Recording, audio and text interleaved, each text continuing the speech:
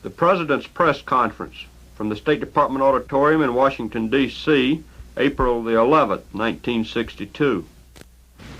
The simultaneous and identical actions of United States Steel and other leading steel corporations increasing steel prices by some $6 a ton constitute a wholly unjustifiable and irresponsible defiance of the public interest.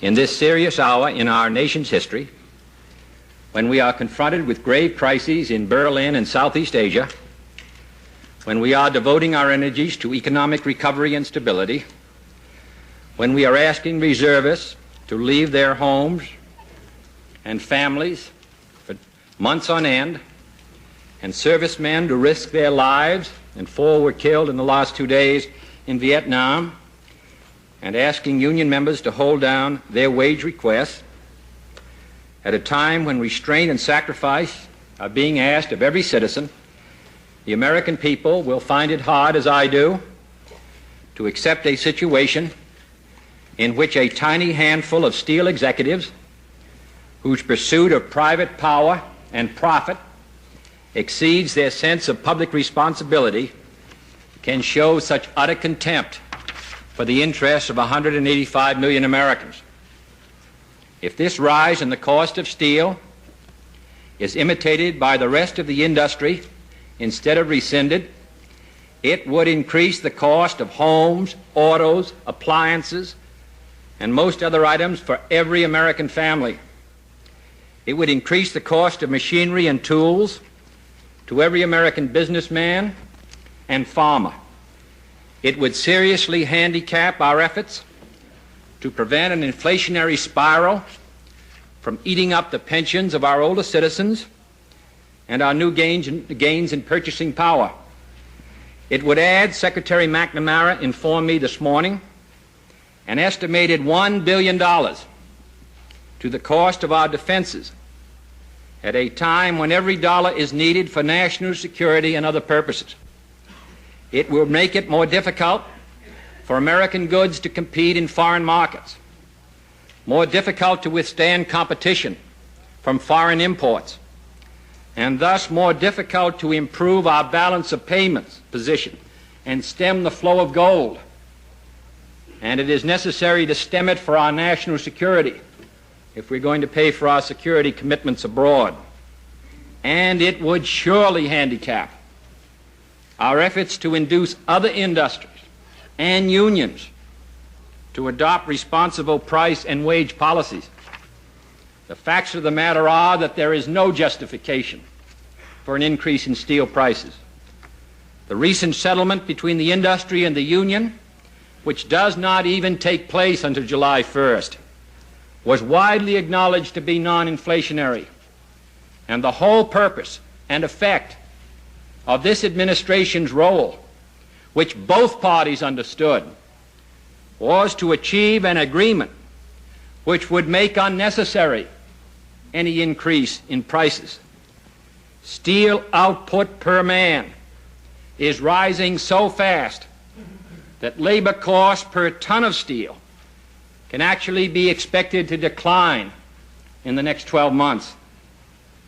And in fact, the acting commissioner of the Bureau of Labor Statistics informed me this morning that, and I quote, employment costs per unit of steel output in 1961 were essentially the same as they were in 1958, unquote.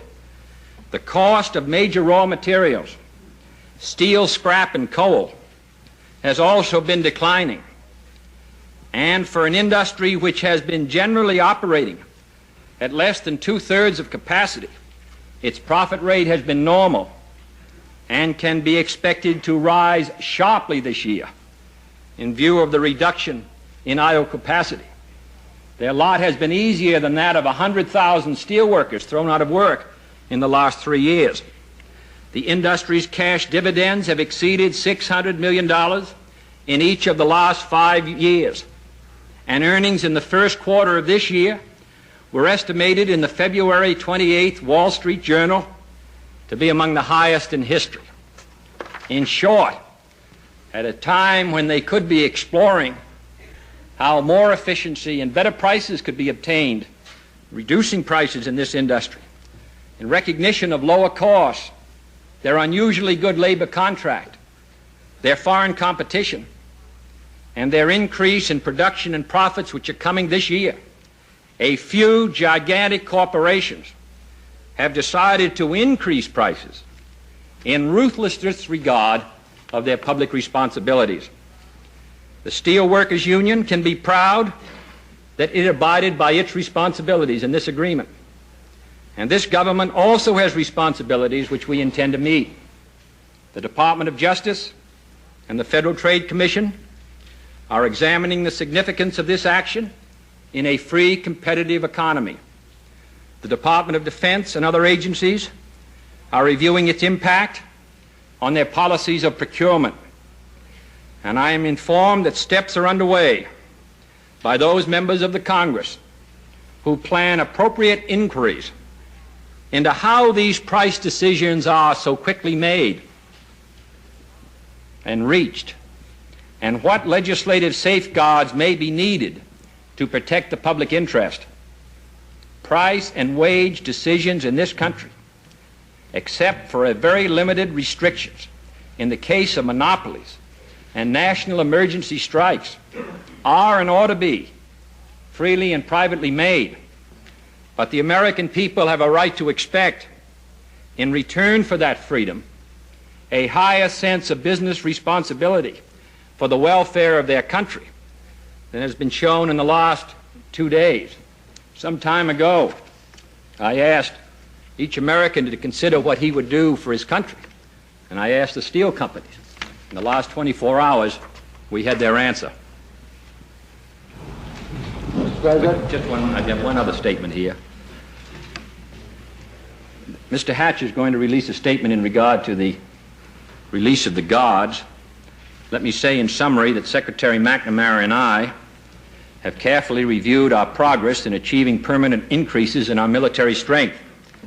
We have concluded that the rate of progress of this effort is such that if there is no serious deterioration in the international situation between now and August, we shall be able in that month to release all those who were called involuntarily.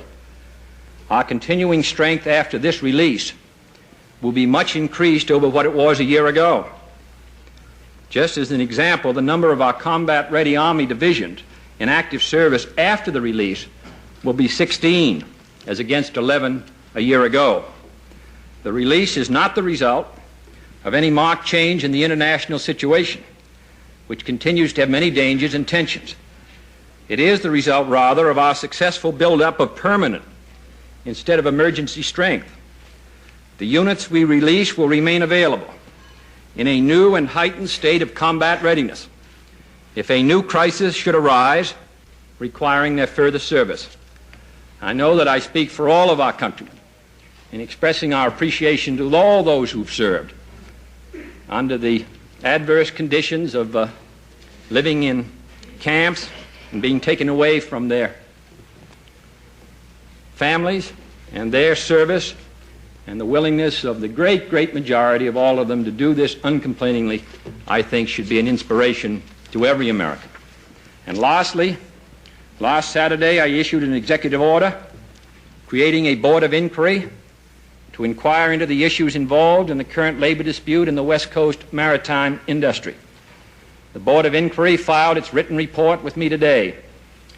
In its unanimous report, the board stated, quote, "The current strike, if continued, will affect approximately 130 cargo and passenger ships, including those which constitute the principal mode of transportation of passengers and vital cargo to and from the state of Hawaii," unquote.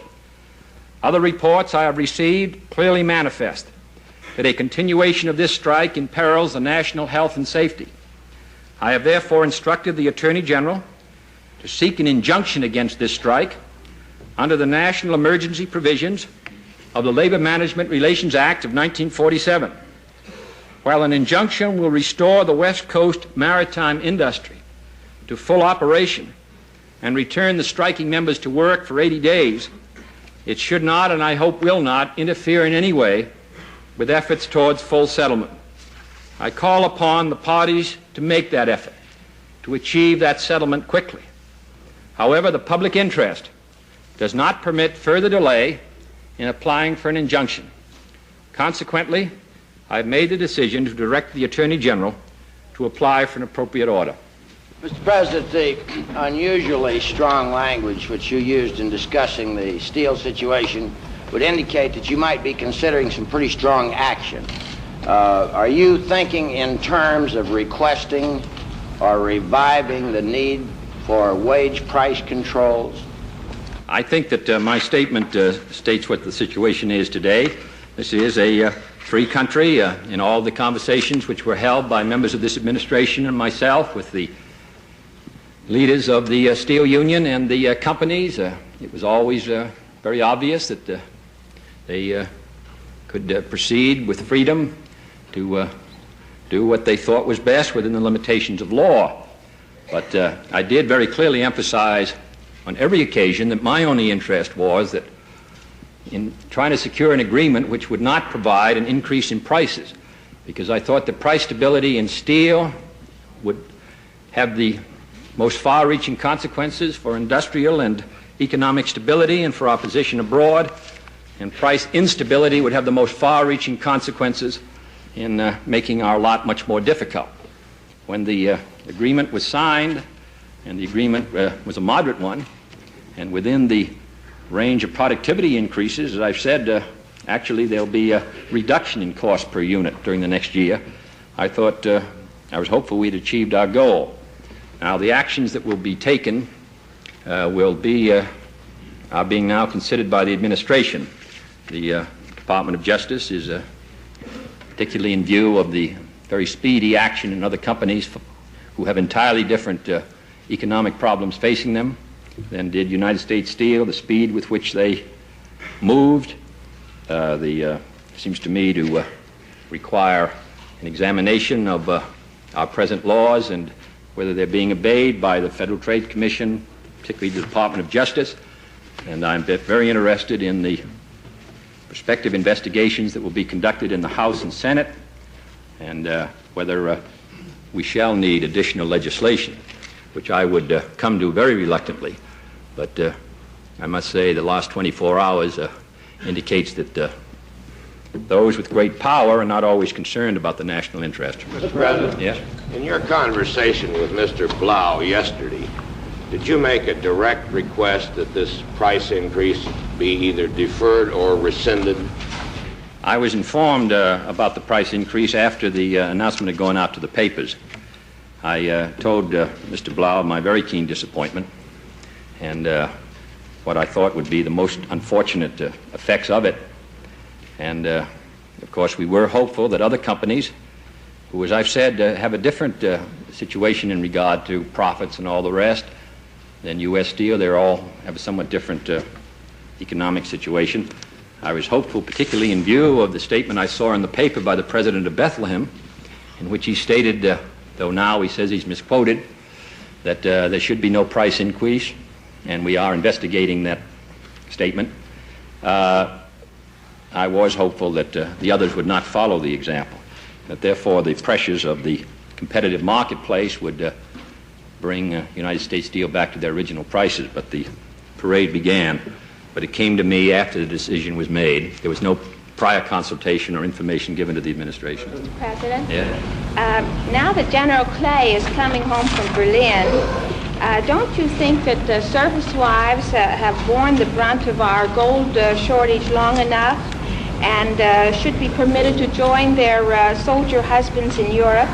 After all, you could almost say that service couples have had to bear a cross of gold alone and in a very lonely way. And spring is here, and everyone knows that the GIs get into much less trouble and do their jobs better if their wives and kids are with them. I agree, and we're very sympathetic, and we are trying to make an analysis of how important this saving is to our general problem. As I've said, it costs us $3 billion to maintain our forces and bases overseas. That money must be earned by a surplus of exports over imports.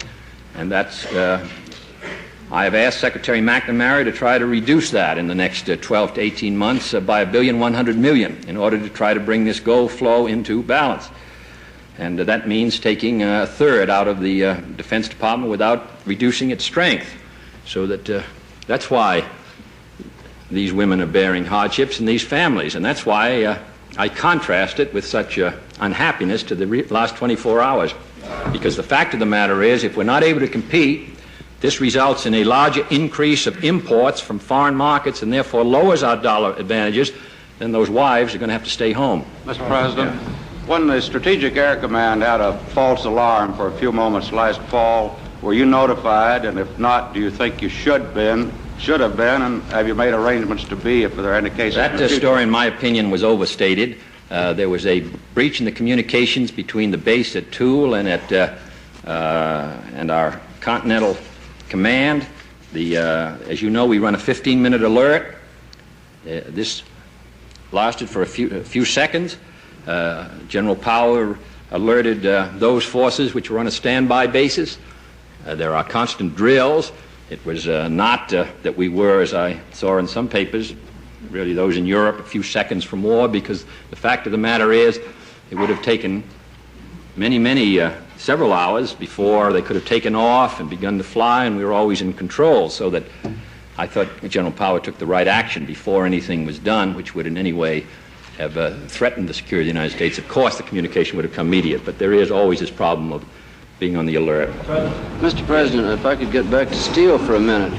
You mentioned an investigation into the suddenness of the decision to increase prices. Is the position of the administration that it believed it had the assurance of the steel industry at the time of the recent labor agreement that it would not increase prices? We did not ask either side to give us any assurance, because there is a very proper limitation to the power of the government in this free economy. All we did in our meetings was to emphasize how important it was that there be price stability.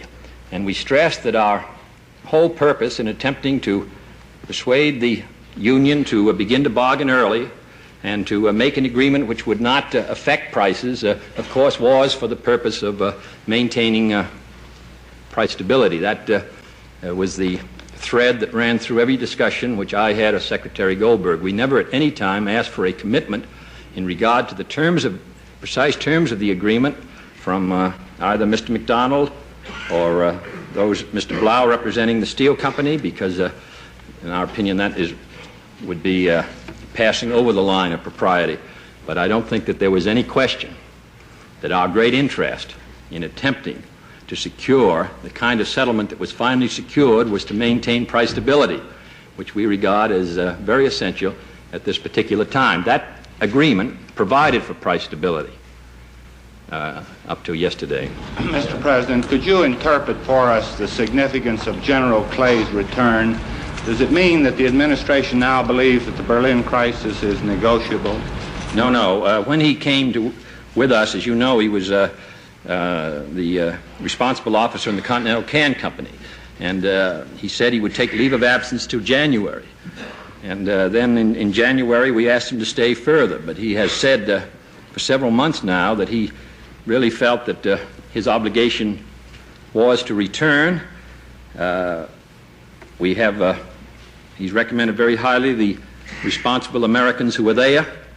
When he comes back tomorrow, I'm going to ask him, and I'm sure he will respond, to continue to act as a consultant to me on the matter of Berlin, to make periodic visits, and to be available to return there at any time that we should conclude that his presence would be valuable. So that I noticed that Mayor Brandt said that General Clay might be more helpful to the cause here than he would be even there. And I think that what the mayor meant was that his experience there and his work in the last 7 months would be very valuable to the administration.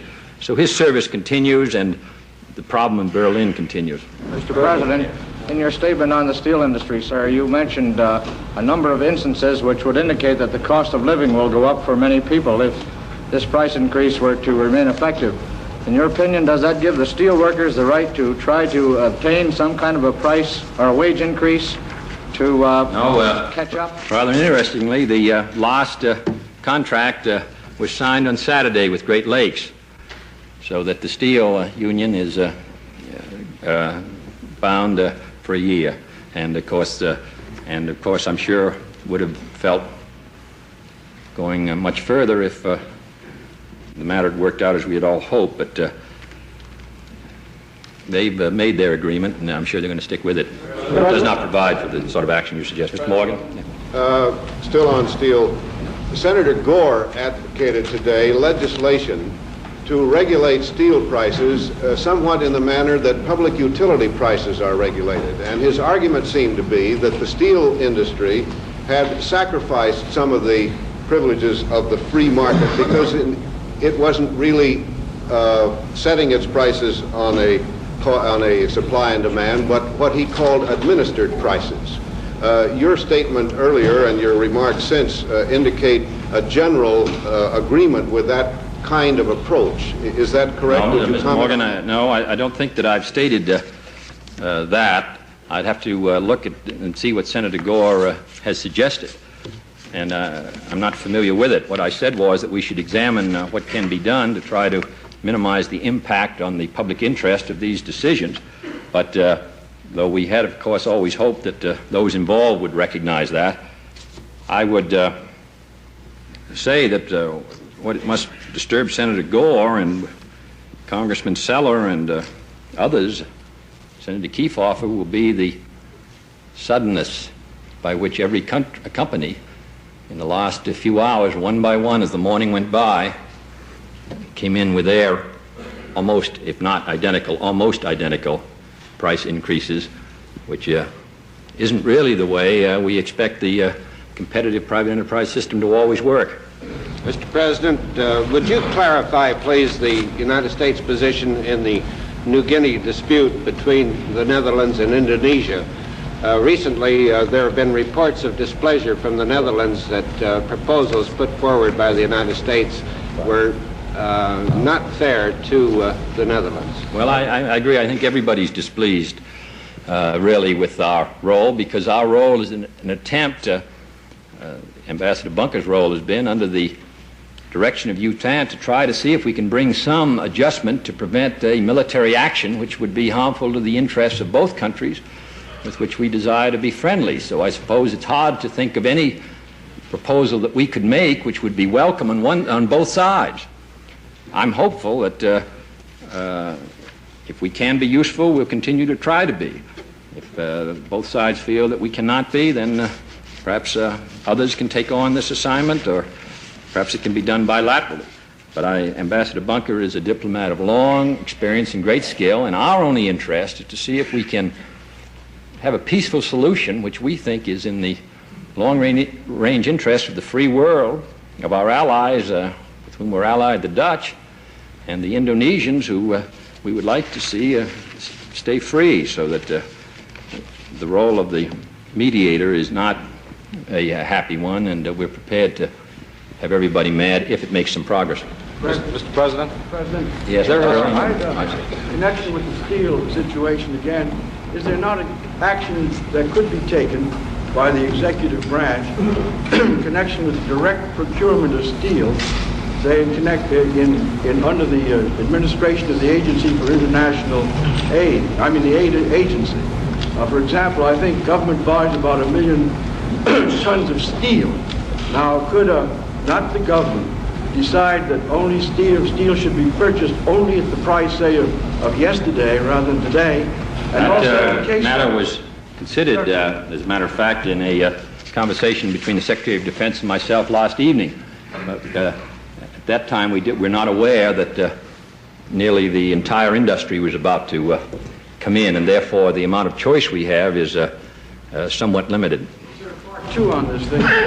In the case of identical bids, which the government is sometimes confronted with, they decide to choose the smaller business unit rather than the largest. I'm hopeful that there will be those who will not participate in this parade and will meet the principle of the private enterprise competitive system, in which everyone tries to sell at the lowest price commensurate with the their interests, and I'm hopeful that there'll be some who will decide that they shouldn't go in the wake of U.S. Steel, but we have to wait and see on that because they're coming in very fast. Mr. President, 2 years ago after the settlement, I believe steel prices were not raised. Do you think there was an element of political discrimination in the behavior of the industry this year? I would not, and if there was, it doesn't really, if that was the purpose, that is comparatively unimportant to the damage that the country's the one that suffers.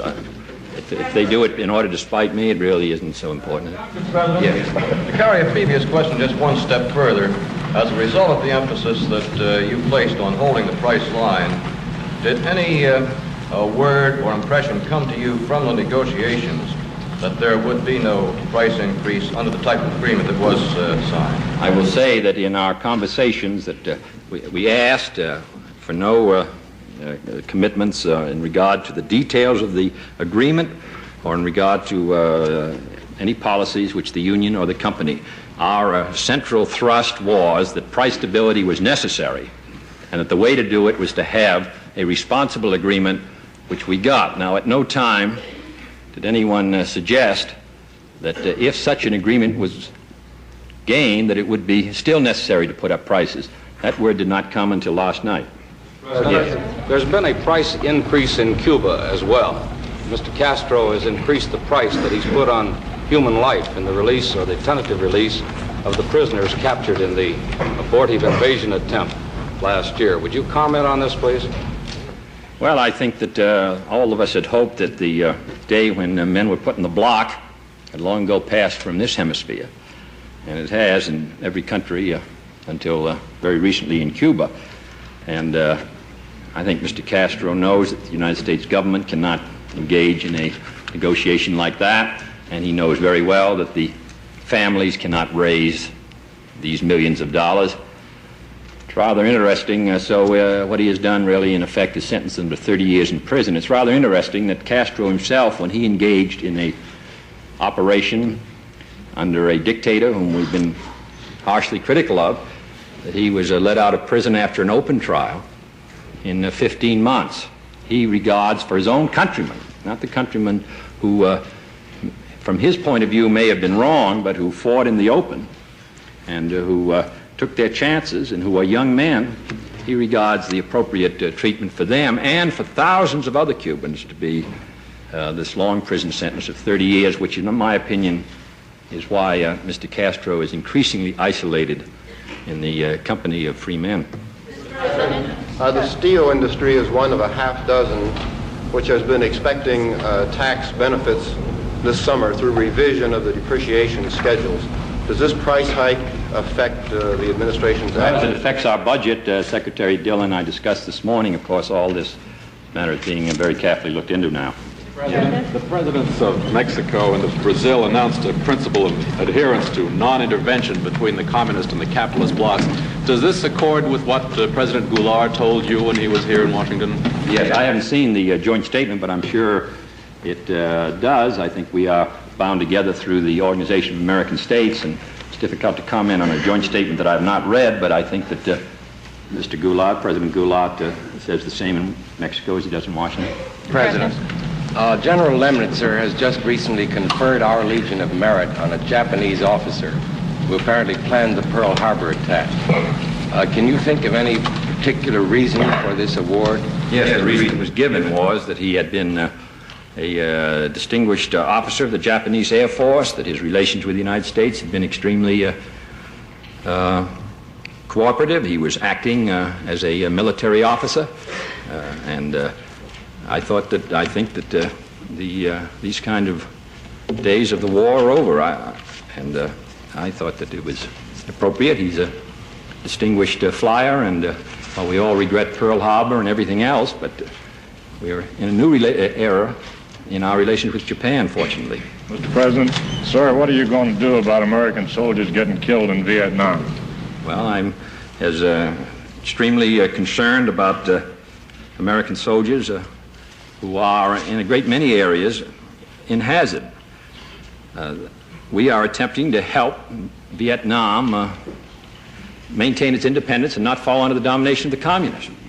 The government has stated that it needs our assistance in doing it. It's and it presents a very hazardous operation in the same sense that World War II, World War I, Korea, a good many thousands and hundreds of thousands of Americans died.